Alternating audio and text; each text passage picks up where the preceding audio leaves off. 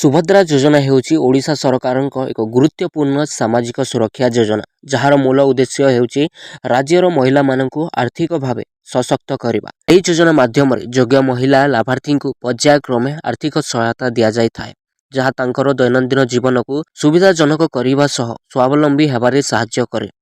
ପ୍ରତ୍ୟେକ ଯୋଗ୍ୟ ମହିଳାମାନେ ଏହି ଯୋଜନାରେ ପ୍ରତିବର୍ଷ 10,000 ଟଙ୍କା ପାଉଛନ୍ତି। ଏହି ଯୋଜନା ମାଧ୍ୟମରେ ପ୍ରତିବର୍ଷ 2ଟି କିସ୍ତି ଲେଖାଏଁ 5,000 ଟଙ୍କା ଲେଖା ଦିଆଯାଉଛି।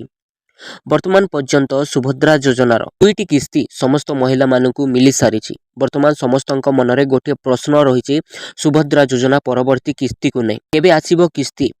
ଆପଣଙ୍କୁ ଜଣାଇ ଦେବାକୁ ଚାହୁଁ ଯେ ଆସନ୍ତା ନୂତନ ବର୍ଷରେ ଆପଣଙ୍କୁ ସରକାର ଦେବେ ଉପହାର। ଏବେ 5,000 ନାହିଁ 10,000 ଟଙ୍କା ପାଇବେ ହିତାଧିକାରୀ। ଯଦି ଆପଣମାନେ ଗୋଟିଏ କିମ୍ବା 2ଟି କିସ୍ତି ପାଇଛନ୍ତି ଏବଂ ତୃତୀୟ କିସ୍ତି ଯଦି ପାଇନାହାନ୍ତି, ତେବେ ଆପଣମାନେ ଏକାଥରେ ତୃତୀୟ ଏବଂ ଚତୁର୍ଥ କିସ୍ତି ନୂଆ ବର୍ଷରେ ପାଇପାରିବେ। ସୁଭଦ୍ରା ଯୋଜନାର ଅପଡେଟ୍ ପାଇବା ପାଇଁ ଆପଣ ଆମ ସହିତ ଯୋଡ଼ି ହୁଅନ୍ତୁ। ଚ୍ୟାନେଲକୁ ସବସ୍କ୍ରାଇବ୍ କରିକି ଭିଡ଼ିଓକୁ ଲାଇକ୍ କରନ୍ତୁ।